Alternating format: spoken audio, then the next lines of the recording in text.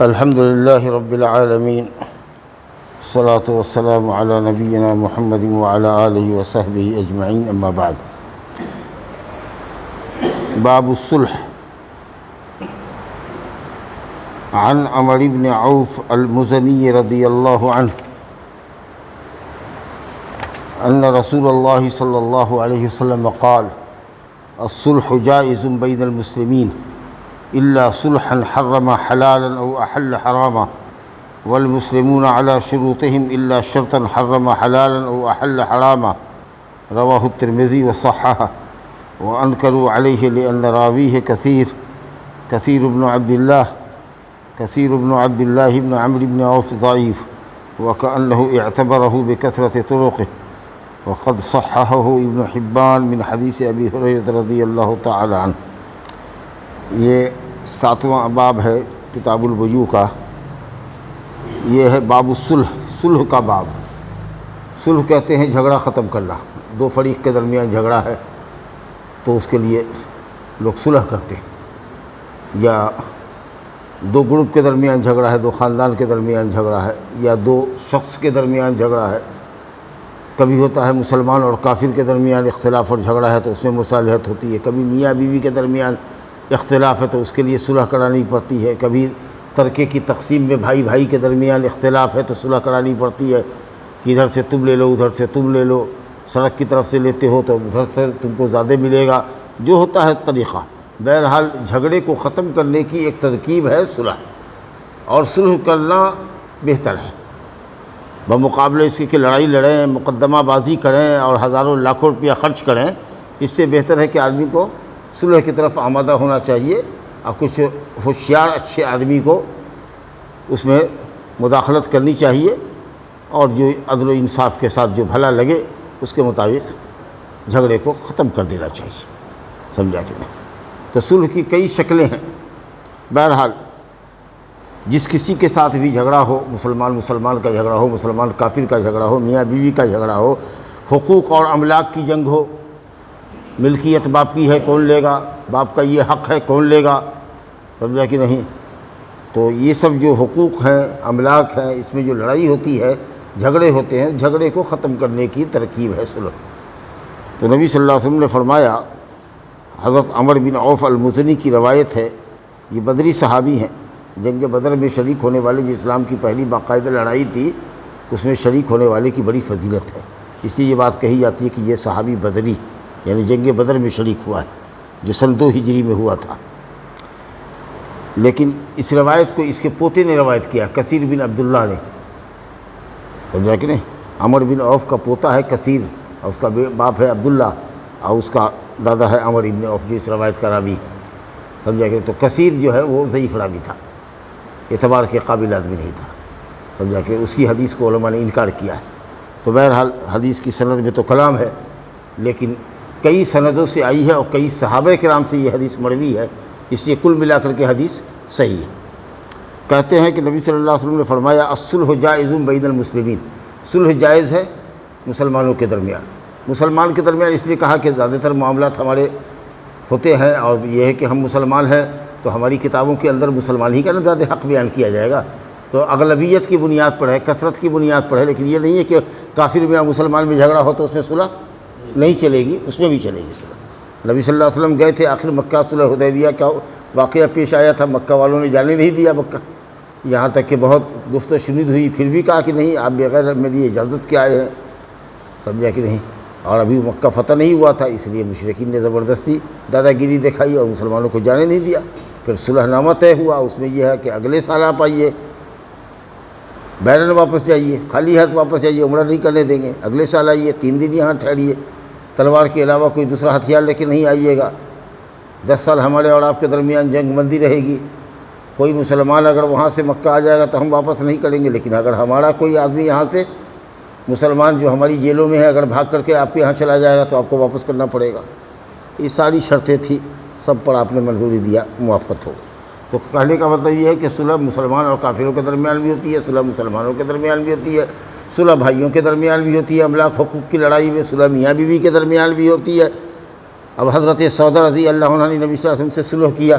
حضرت سودا کو یہ اندیشہ ہوا کہ نبی صلی اللہ علیہ وسلم کو اب ہم میں کوئی دلچسپی نہیں ہے، عمر دراز تھی زیادہ، تو اس کو لگا کہ نبی صلی اللہ علیہ وسلم طلاق دے دیں گے ہم کو، تو کہا یا رسول اللہ ہم کو طلاق مت دیجیے، اپنی بیوی بنا کے رکھیے، ہمارے یہاں جو آپ کی رات گزرتی ہے 9 بیوی میں جو 1 رات ہمارے یہاں آتے ہیں، 9 رات میں 1 رات، تو آپ ہمارے یہاں مت آئیے گا، سمجھا کہ نہیں، آپ ہماری باری عائشہ کو دے دیتی ہے، میں اپنی باری عائشہ کو دیتی ہوں، آپ وہیں رہ جائیے، ان کے یہاں 2 رات گزاریے، ہمارے یہاں آنے کی ضرورت نہیں ہے، لیکن بیوی بنا کے رکھیے، ہم چاہتے ہیں کہ قیامت کے دن آپ کی بیوی کے ساتھ ہمارا حشر ہو، اللہ، ہم کو رات نہیں چاہیے۔ آپ نے کہا ٹھیک ہے، تو میاں بیوی میں یہ مصالحت ہوتی ہے، سمجھا کہ نہیں، لا الہ الا اللہ۔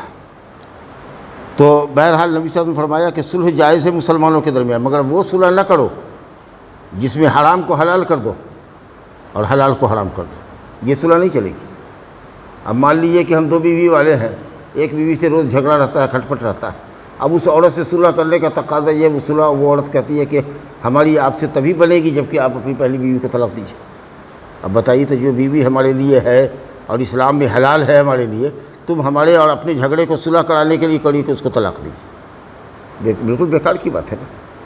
تو اس طرح کی شرط مت لگائیے کہ جو اسلام میں جو چیز ہمارے لیے حلال کی گئی ہے آپ اس کو حرام کر دیجیے، یا جو حرام ہے اس کو حلال کر دیجیے، ہاں نعوذ باللہ من ذالک، سمجھا کہ نہیں۔ مشرک سے ہماری صلح ہو رہی ہے، کہے کہ ایسا ہے کہ آپ جو ہے ہمارے پاس 100 بوتل شیشی ہے شراب کی، آپ اس کو بچوا دیجیے، آپ اس کا گڑھا کھوج دیجیے، تب ہم آپ سے صلح کریں۔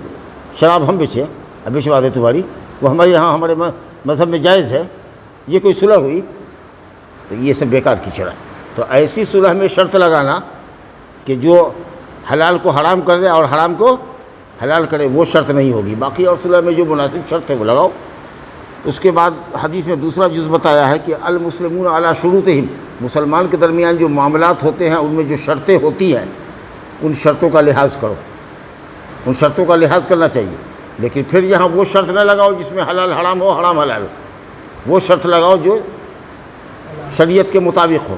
اب جیسے کہ مان لیجئے کہ کوئی مرد کسی عورت سے بیاہ کرتا ہے، اب عورت اور عورت کے گھر والے یہ شرط لگا دیں کہ آپ اگر ہماری بیٹی سے شادی کریں گے تو آپ کو گھر جمائی بن کے رہنا ہوگا، ہم بیٹی کو آپ کے یہاں جانے نہیں دیں گے، آپ کو یہیں رہنا ہے، اور اگر آپ نے یہ شرط منظور کیا ہے تو آپ کو وہیں رہنا ہوگا۔ بیوی کو آپ لے کے جا نہیں سکتے کہیں، کیونکہ اس نے یہی شرط لگایا، اس نے یہ کہا تھا کہ وہ نوکری کر رہی ہے، ماسٹری کر رہی ہے مثال کے طور پر، شادی کے بعد بھی وہ ماسٹری کرتی رہے گی، اس کے پیسے پر آپ کا کوئی حق نہیں ہوگا، وہ پیسہ اپنی مرضی سے اپنے پاس رکھے گی، چاہے گی تو آپ کو دے گی، نہیں تو نہیں دے گی، اپنے بوڑھے ماں باپ کو دے گی، آپ نے یہ منظور کیا ہے تو اب آپ اس کو روک نہیں سکتے، کیونکہ وہ شرط لگا چکی ہے پہلے آپ سے، ہم کو ہمارے گھر سے مت لے جائیے گا، میں کیسے مت لے جائیے گا اپنے، سمجھا کہ نہیں، مگر میری مرضی ہوگی کبھی تو میں جاؤں گی، آپ زبردستی نہیں کر سکتے، آپ کو یہ کرنا ہوگا۔ آپ اگر کسی سے بیع و شراء کرتے ہیں، بھائی دیکھو تمہارے یہاں سے یہ سامان لیا ہے لیکن میری ایک شرط ہے، کہا کیا ہے بھائی؟ کہا کہ اس کو ہمارے گھر بھجوانا پڑے گا، ہم نہیں لے جا سکتے، تمہارے پاس موٹر سائیکل ہے، بوڑھی کو لا دو اس کے اوپر، اور تم اپنے ملازم کو کہو کہ ہمارے گھر پر چھوڑاوے، اپنے ٹھیلے پر ہمارا سامان میرے گھر دے آوے تبھی ہم خریدیں گے تم سے، یہ آپ نے شرط لگا دیا ہے، جائز ہے، ٹھیک ہے کہ نہیں؟ راستے میں آپ نے ہماری بائک خریدی، ہم نے کہا بھائی شرط ہے ہماری، اگر خرید رہے ہو تو ہم کو ہمارے گھر تک پہنچانا پڑے گا، اور وہاں پہنچا دو اور اس کے بعد بائک لے کر کے چلے جاؤ، تو یہ سب شرط ٹھیک ہے۔ اور جو مسلمان جس شرط کے اوپر معاملہ کرے، ہم آپ سے زمین کا معاملہ کرتے ہیں، شرط کیا ہے کہ بٹائی کر رہے ہو بھائی، آدھا دیں گے، 2/3 نہیں دیں گے، سمجھا کہ نہیں؟ پانی اور کھاد میں بھی ہم شریک نہیں رہیں گے، میری صرف زمین ہے، باقی سب لاگت تمہاری اور کمائی آمدنی میں آدھا غلہ ہمارا آدھا تمہارا، یہ شرط ہے ہمارے درمیان۔ اس شرط کے مطابق اگر آپ نے زمین کرنا ہے اور کیا ہے، منظور کیا، تو اسی شرط پر آپ رہیے، ہے کہ نہیں ہے؟ تو کہا کہ مسلمان آپس میں جو شرط لگائیں اس شرط کا پاس اور لحاظ کریں، وعدے کا خیال رکھیں، ورنہ قیامت کے دن وعدہ خلافی کی بڑی پوچھ ہوگی۔ مگر وہ شرط نہ لگائیے جو شرط حرام کو حلال کرتی ہو، حلال کو حرام کرتی ہو۔ واہ!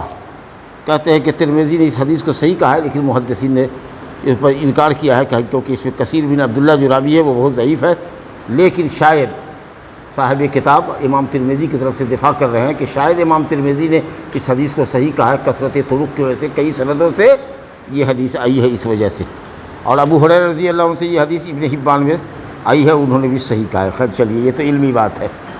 دوسری حدیث دیکھیے، صلح کرنے کا معاملہ یہ ہے۔ وعن ابی ہریرہ رضی اللہ عنہ ان النبی صلی اللہ علیہ وسلم قال لا يمنع جار جاره ان يغرز خشبة في جداره اللہ اکبر۔ ثم يقول ابو ہریرہ رضی اللہ عنہ ما لي اراكم عنها معرضین واللہ لارمین بها بین اکتافکم، متفق علیہ۔ ایک زمانے میں، ایک وقت میں حضرت ابو ہریرہ رضی اللہ عنہ کو مروان نے مدینہ کا گورنر بنایا تھا، سمجھا؟ اور معلوم ابو ہریرہ گورنر کو یہ ہوا کہ لوگ پڑوسی کو تکلیف دے رہے ہیں، ستا رہے ہیں، خاص کر کے وہ پڑوسی جس کی دیوار سے میری زمین لگی ہوئی ہے، یہ آپ کے گھر کی دیوار ہے، آپ نے اپنی پوری زمین لے کے اٹھا لیا ہے، ادھر کچھ چھوڑا نہیں ہے، ادھر سے لگ کر کے ہماری زمین ہے، ہم غریب آدمی، ہم دیوار نہیں دے سکتے، اٹھا نہیں سکتے، کھوٹا باس بلہ گاڑنے کی بھی ہمارے پاس صلاحیت نہیں ہے۔ آپ سے اگر ہم کہتے ہیں کہ صاحب لکڑی دیوار میں ٹھوکنے دیجیے، ہم کو یہاں وہاں تھوڑا ہول بنا دیجیے، اس میں لکڑی ہم ڈال دیتے ہیں دو جگہ، سمجھا کہ اس کو سیمنٹ سے بند کروا دیتے ہیں، اور اس لکڑی کے اوپر ایک بانس رکھ دیتے ہیں، بمبو رکھ دیتے ہیں موٹا سا، اور اس پر ہم اپنی چھاؤنی گرا لیتے ہیں، چھپر گرا لیتے ہیں۔ یہ پڑوسی ہے، آپ سے گزارش کر رہا ہے، آپ کا کیا جواب ہوگا؟ ہمارا کیا جواب؟ نا، ہم ایسا نہیں کر لیتے، لگا کر کے اپنی دیوار دو یا کھوٹا گاڑو۔ ارے بھائی دے دیجیے، غریب آدمی ہے۔ حالانکہ دیکھیے، غور کیجیے تو اس میں دونوں کا فائدہ ہے۔ غریب کا فائدہ یہ ہے کہ وہ دیوار نہیں دے سکتا ہے تو وہ چھاؤنی دے کر کے اپنا کھوٹی پر جو لکڑی گاڑی گئی ہے دیوار میں، اس پر وہ دے رہا ہے تو اس کو چھاؤنی چھپر ہو رہا ہے۔ اور آپ کا فائدہ یہ ہو رہا ہے کہ چھت کے اوپر سے جو پانی ٹپکتا اور آپ کی دیوار جو کمزور ہوتی پانی کی وجہ سے مسلسل، اب وہ جو دے رہا ہے تو وہ پانی چھت پر سے اس کے چھاؤنی پر گر رہا ہے اور پانی اس کے آگے آنگن میں گر رہا ہے۔ آپ سمجھ رہے ہیں کہ نہیں؟ تو سوچنے کی بات ہے، فائدہ دیوار والے کا بھی ہے اور فائدہ اس کا بھی ہے۔ تو شکایت آئی رہی ہوگی حضرت ابو ہریرہ کے یہاں، انہوں نے کہا کہ میں نے رسول اللہ صلی اللہ علیہ وسلم سے سنا ہے کہ کوئی پڑوسی اپنے پڑوسی کو اپنی دیوار میں لکڑی گاڑنے سے، لکڑی پیوست کرنے سے نہ روکے۔ یہ میں نے حدیث سنا۔ اس کا مطلب ہے کہ اسلام میں پڑوسی کا بہت حق، اور پڑوسی کو چاہیے کہ پڑوسی کے ساتھ احسان کرے۔ اور حدیث میں بھی آیا ہے کہ حضرت جبریل امین علیہ الصلوۃ والسلام اتنا پڑوسی کے حق میں وصیت کرتے تھے کہ اس کے ساتھ اچھا سلوک کرو، کہ ہم کو تو اب یہ نبی صلی اللہ علیہ وسلم کہتے ہیں کہ گمان یہ ہونے لگا کہ کہیں پڑوسی کے مال کا وارث نہ بنا دیا جائے، کہ وہ بھی مال کا تمہارے ترکہ پاوے گا۔ اتنا حق ہے۔ جب یہ حدیث سنایا ابو ہریرہ رضی اللہ عنہ نے تو لوگوں کا چہرہ گر گیا۔ ابھی کہیں کہ تمہاری دیوار سے اس کی زمین لگی ہوئی ہے، ادھر تمہارا 1 انچی بھی نہیں ہے، غریب آدمی ہے، ذرا سا 2 اینٹا نکال دو، اس میں وہ ڈال دیتا ہے، کیا جائے گا تمہارا؟ پختہ دیوار ہے، سیمنٹڈ دیوار ہے، سمجھا کہ نہیں؟ جا بجا تمہارا پلر بھی ہے۔ ارے کیا ہے، 2 کھٹری ڈالے گا، 1 بانس ڈالے گا، ایک چاڑی ڈال دیتا ہے، ہمارے ایک چاڑی کہتے ہیں نا چھاؤنی چھپر ڈالنے کو، نہیں کر لیتے۔ یہ جو حدیث سنایا تھا سب سننے والا گردن جھکا لی۔ حضرت ابو ہریرہ سمجھ گیا کہ اس کو یہ منظور نہیں ہے، اس سنت پر عمل نہیں کرنا چاہتا، یا ہماری بات اس کو اچھی نہیں لگی، جبکہ یہ بات نبی صلی اللہ علیہ وسلم کا فرمان ہے۔ تو گورنر سے دیکھا جب کہ لوگ آنا کانی کر رہا تھا، کہا دیکھو ہم دیکھ رہے ہیں کہ تم لوگ اس بات کو پسند نہیں کر رہے ہو، یا گاڑنے دینے کو، لکڑی کو گاڑنے دینے کو پسند نہیں کر رہے ہو۔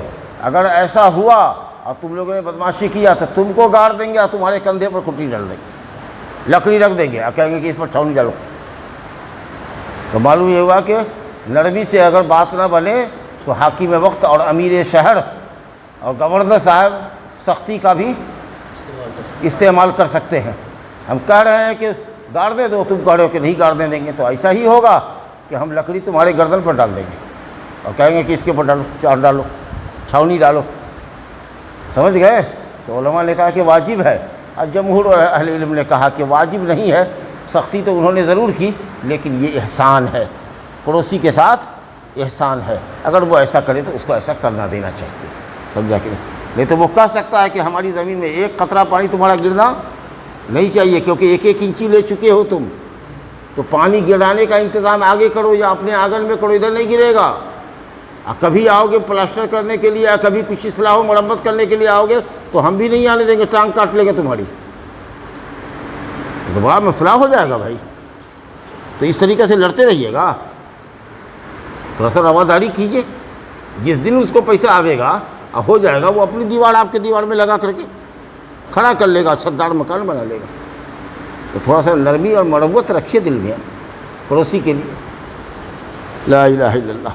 تو کہا کہ نبی صلی اللہ علیہ وسلم نے فرمایا ہے کہ کوئی پڑوسی اپنے پڑوسی کو اپنی دیوار میں لکڑی پیوست کرنے سے, گاڑنے سے منع نہ کرے. پھر ابو ہریرہ نے کہا کیا بات ہے, دیکھ رہے ہیں کہ اعراض کر رہے ہو, گردن جھکا لیے, بات پسند نہیں آئی, یا یہ کام پسند نہیں آیا, یا کام نہیں کرنے دینا چاہتے ہو. تو اگر ایسا ہوا تو قسم اللہ کی لأرمین بہا بین اکتافکم, لکڑی تمہارے گردن پر ڈال دیں گے. سمجھ لو, یہ حدیث بخاری مسلم کی ہے, متفق علیہ حدیث. اب ایک اور حدیث دیکھیے. وعن ابی حمید الساعدی رضی اللہ عنہ قال قال رسول اللہ صلی اللہ علیہ وسلم لا يحل لامرئ ان يأخذ عصا اخیہ بغیر طیب نفس منہ رواہ ابن حبان والحاکم فی صحیحہما. ابو حمید ساعدی رضی اللہ عنہ کہتے ہیں کہ رسول اللہ نے فرمایا کسی شخص کے لیے جائز نہیں ہے کہ وہ اپنے بھائی کی لاٹھی لے بغیر اس کی رضامندی کے. ایک لاٹھی بھی اگر کسی کی آپ لیتے ہیں تو اس سے پوچھئے کہ آپ کی لاٹھی لیں, ذرا سا بازار سے ہو کے آتے ہیں یا کھیت کھلیان سے آتے ہیں, ذرا لاٹھی دیجیے. چھتری ٹنگی ہوئی ہے ہماری دروازے کے اوپر, پوچھا نہیں, لے کے چلے گئے. 2 دن کے بعد جب شور ہنگامہ ہوا تب معلوم ہم لے گئے تھے. کس سے پوچھ کے لے گئے تھے؟ ہمارا سامان ہم سے پوچھا.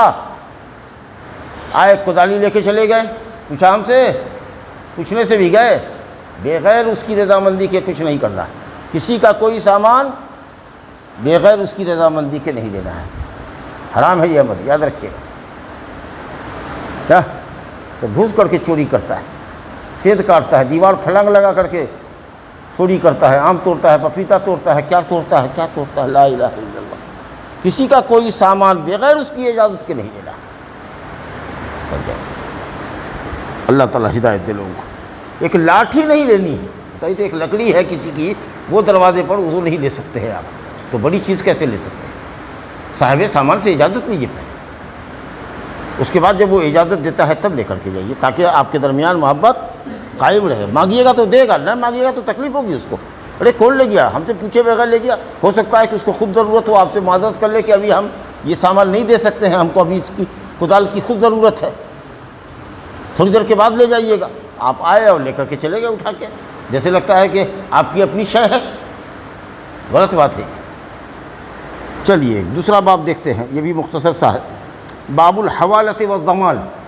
حوالہ کہتے ہیں دین ایک آدمی کے ذمے سے دوسرے آدمی کی طرف منتقل پھیر دینا, قرض کو ایک آدمی سے دوسرے آدمی کے ذمے میں منتقل کر دینا. مثال کے طور پر میرا قرضہ ہے میرا قرض ہے آپ کے اوپر 1000 روپیہ, زید کا قرض ہے عمر کے اوپر 1000. وقت آیا میں نے مانگا کہ بھائی ہمارا قرض دو, تو اس نے کہا کہ مولوی صاحب میرے پاس تو نہیں ہے, لیکن میرا قرض جو ہے زید کا قرضہ تھا عمر کے پاس, اور عمر کا قرضہ ہے 1000 بکر کے پاس. تو جب میں نے آپ سے مانگا, زید نے عمر سے مانگا, تو عمر نے کہا کہ ایسا کیجئے گا کہ صاحب میرا پیسہ بھی 1000 روپیہ یا 2000 روپیہ بکر کے پاس ہے, اس سے آپ مانگ لیجیے. تو یہاں وہ لوگ کیا کہے گا, ہم نہیں اس کو جانتے ہیں, ہم آپ کو جانتے ہیں, ہم آپ ہی سے لیں گے. نہیں, ایسا نہیں ہوگا.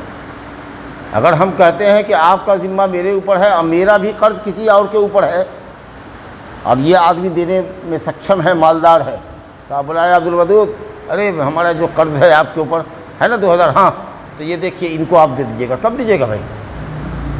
1 ہفتہ میں دے دیں گے, 15 دن میں دیں گے. دیکھا سنا, ٹھیک ہے.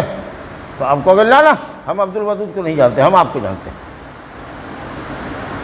تو غلط ہوگا. 4 ڈنڈا مارے گے عدالت میں اگر آؤ گے. تو کہا کیوں نہیں, جاؤ. ہم جب اس کی طرف تم کو منتقل کر دیا اور وہ دینے کو تیار ہے اور مالدار آدمی ہے اور ٹال مٹول والا بھی نہیں ہے, وہ کہتا ہے کہ 1 ہفتے کے بعد تو ہم آپ کے پاس لانے ہی والے تھے, ٹھیک تو ہے, یہی آ کر کے ہم سے, ہمارے گھر کا پڑوسی ہے, قریب کا ہے, یہی ہم سے لے لے گا. جب وہ دینے کو تیار ہے اور جس کے طرف میں نے قرض کو منتقل کیا ہے وہ راضی ہے, تو پھر تم کیا اس ضد پر پڑے ہوئے ہو کہ نہیں ہم اس کو نہیں جانتے, ہم آپ کو جانتے. نہیں سمجھا؟ تو اس کو کہتے ہیں حوالہ. حوالہ کس طرح بجھیے, عرب میں پیسہ دیجئے اور وہ آدمی اپنے آدمی کو یہاں فون کرے گا, کہے گا کہ فلانے جگہ فلانے کو اتنا روپیہ پہنچا دو، یا آپ کا آدمی کہے گا کہ فلانے کے پاس جا کر کے یہ کوڈ ورڈ بولیے گا، وہاں سے پیسہ لے لیجیے گا، تب کاہے کہتے ہو؟ تو حوالہ چلیے رہا ہے۔ تو اگر آپ کے اوپر میرا آپ پر قرض ہے اور آپ کا قرض کسی کے اوپر ہے اور ہم نے آپ سے مانگا اور آپ نے کہا کہ میرے پاس تو نہیں ہے ابھی، لیکن ہاں ہمارا ان کے پاس ہے، یہ فلاں تاریخ تک ہم کو دے دیں گے، تو ٹھیک ہے آپ انہیں سے لے لیجئے گا۔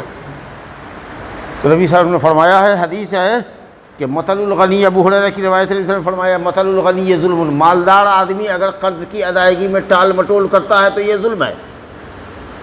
جس کا قرض لیے ہو اور وہ مانگ رہا ہے اور تم مالدار ہو، دینے پر قادر ہو تو دو، ٹھیک ہے۔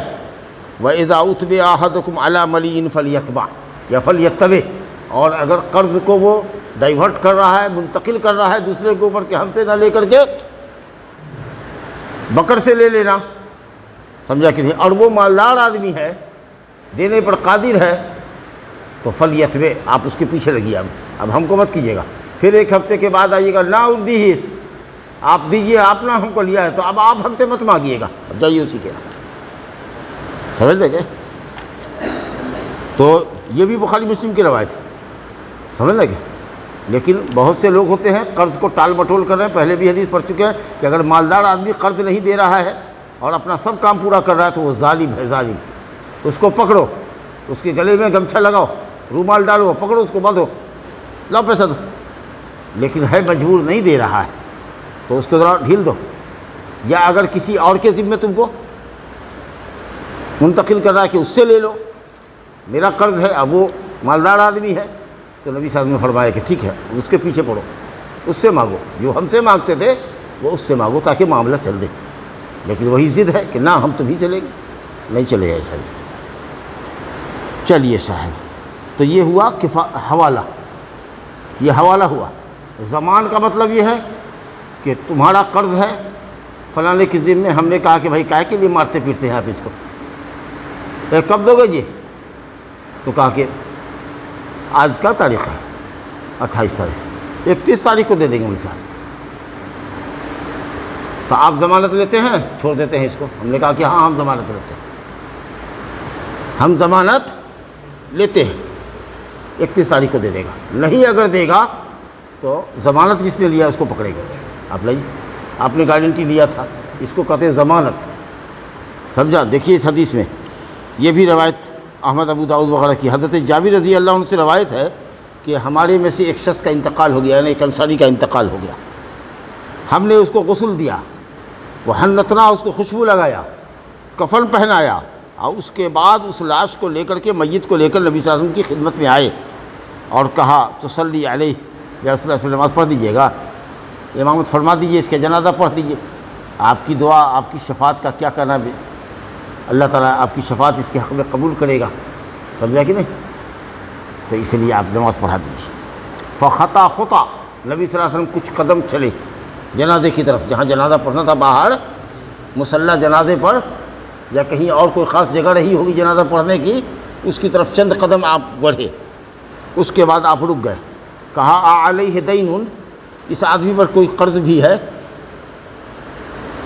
تو معلوم ہوا کہ اگر یہ پتہ ہو پہلے سے کہ اس آدمی پر قرض ہے، یا معلوم ہو کہ یہ بہت قرض لیتا ہے، ہو سکتا ہے کہ کسی کا قرض لے کے چلا گیا ہو اور قرض کی ادائیگی کا کوئی ذریعہ چھوڑا ہے کہ نہیں چھوڑا ہے، قرض دار کا قرض ادا ہوگا کہ نہیں ہوگا، کہ ایسے ہی ختم ہو جائے گا، مرنے والا مر گیا تو قرض بھی گیا۔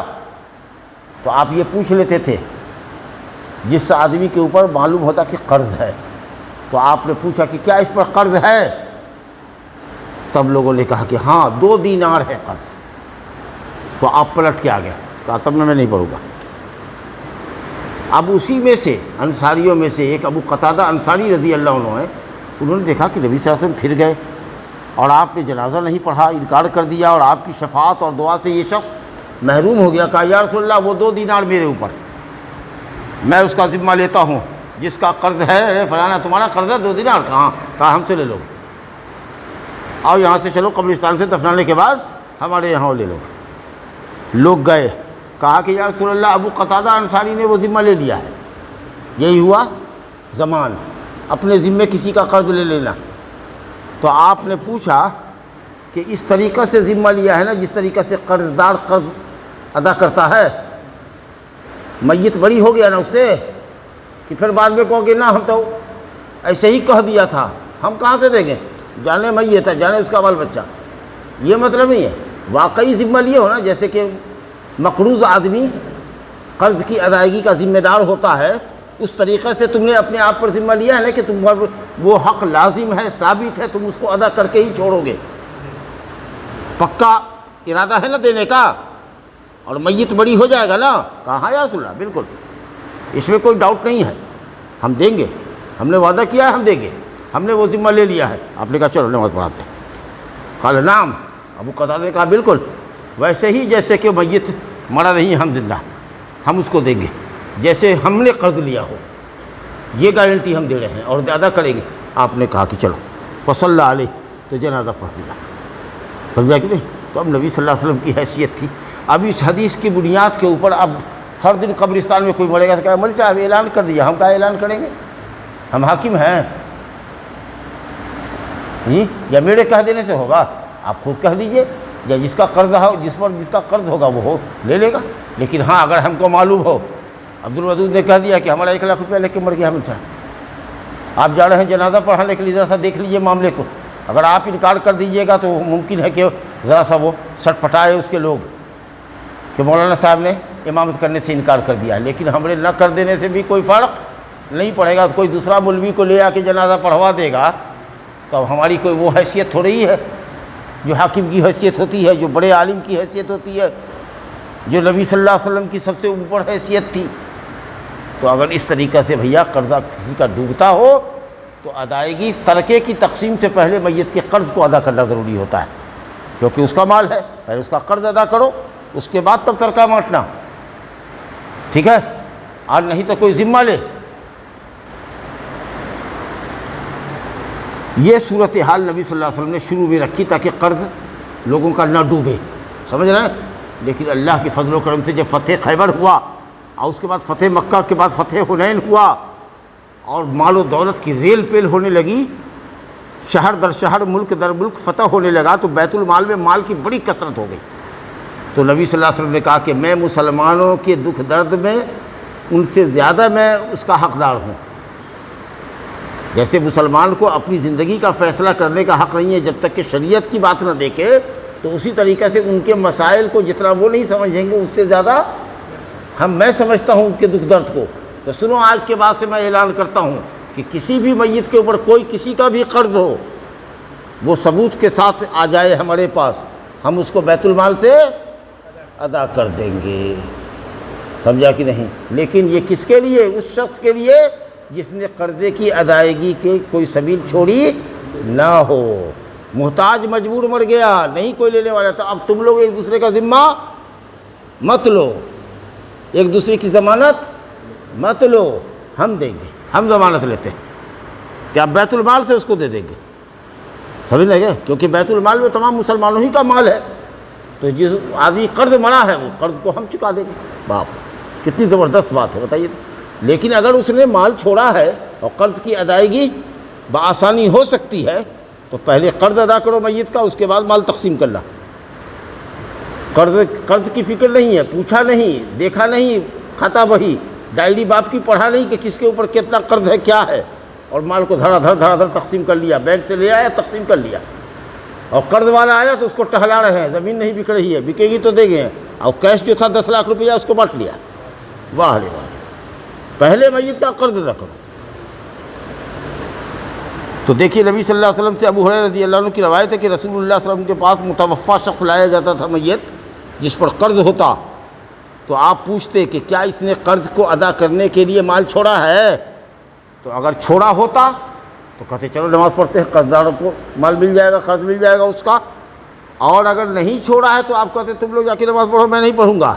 لیکن جب اللہ تعالیٰ نے آپ کے اوپر فتوحات کی کثرت کی اور مال و دولت خوب بیت المال میں آنے لگا، تو آپ نے کہا انا اولا بالمؤمنین من انفسہم، مومنوں کو جتنی اپنی آپ کی فکر ہے اس سے زیادہ ہم کو ان کی فکر ہے. تو سنو، فمن توفی وعلیہ دین، اگر کوئی شخص وفات پا جائے اور اس پر قرض ہو، اور بخاری شریف میں روایت ہے کہ اس نے قرض کو ادا کرنے کے لیے مال چھوڑا بھی نہ ہو، تو آپ نے فرمایا فعلی قضاؤہ، تو اس کے قرض کی ادائیگی میرے اوپر ہے۔ گویا کہ نبی صلی اللہ علیہ وسلم نے ضمانت اپنے حصے لے لی، تو یہ ہوا ضمانت۔ تو اگر آپ نے ضمانت لیا ہے تو آپ کو دینا پڑے گا، اگر اس نے نہیں دیا تو آپ کو دینا پڑے گا۔ ایک لفظ ہوتا ہے، آپ دوسری روایت دیکھ لیجئے، ایک لفظ ہوتا ہے کفالت۔ کفالت کا مطلب یہ ہوتا ہے کہ مجرم کو حاضر کر دیں گے، سمجھا؟ کفالت کا مطلب ہوتا ہے کہ مجرم کو یا قرض لینے والا دے دیجیے قرض۔ مرد آپ نہیں جانتے ہیں، قرض لیتا ہے بھاگ جاتا ہے، بمبئی گیا ہے تو 3 سال رہ گیا، ایک آدمی کا قرض لے کے گیا تو کہا نہیں کتنے دن کے لیے لے رہا ہے بھائی؟ کہا 6 مہینہ میں دے دے گی۔ کہا اگر نہیں دے گا تب کہے گا کہ جہاں رہے گا وہاں سے اس کو پکڑ کے لاوے گا، تمہارے حوالے کر دے گا۔ تو یہ ہوا کفالت، سمجھا کہ نہیں؟ ہاں، مجرم کو چھڑا کے تو لے جا رہے ہو، لیکن لکھو کہ اگر جب عدالت کو ضرورت ہوگی تو اس آدمی کو کورٹ میں حاضر کرنا ہوگا تمہاری ذمہ داری پر، اس کو کفالت کہتے ہیں۔